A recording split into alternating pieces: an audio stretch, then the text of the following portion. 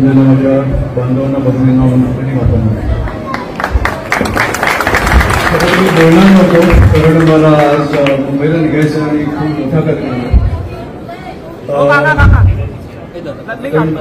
हो नाही होय सर, त्यांनी माझं नाव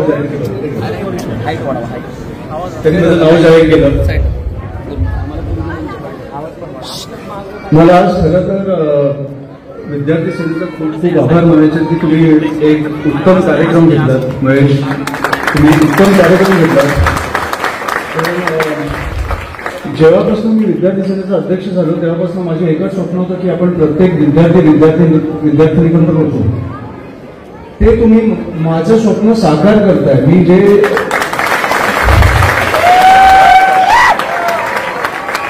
वर्धापन दिनाच्या दिवशी बोललो की मी तुमच्यामुळे, तुम्ही माझ्यामुळे नाही आहे, हे मला वाटतं की तुम्ही कुठेतरी साकार करताय. हे मला खूप बरं वाटतं.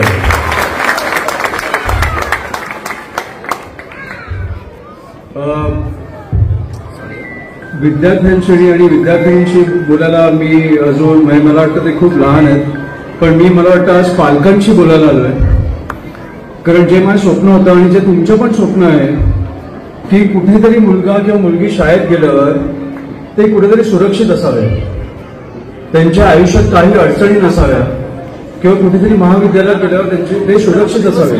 काहीही अडचण असेल तर कोणीतरी सोडवली पाहिजे. काही गोष्टी आमच्यापर्यंत पोहोचू नाही शकल्या तर कोणीतरी पोहोचलं पाहिजे, तर आम्ही आहोत. हेच सांगायला मी तुम्हाला आज आलोय, कारण मला माहिती आहे ती भीती काय असते. कारण माझा मुलगा आता शाळेत जाणार आहे, की कुठेतरी एक ती भीती असते की मुलाला काय झालं, मुलीला काय झालं तर पुढे काय, उशिरा फोन आला तर पुढे काय. आणि माझं म्हणणं आहे की महेशजी, तुम्ही जसं बोललात की इकडे आता मुलींवर हात टाकण्याचे जे हे वाढले इन्सिडेंट, त्यांचे हात पाय तोडून तुम्ही पोलिसांना दिलं पाहिजे.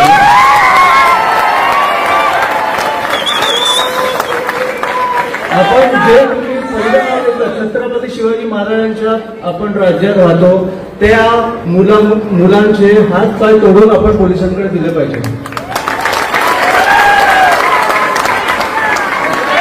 हे राज्य असं नाही की मुलींवर हात टाकू शकतो आपण.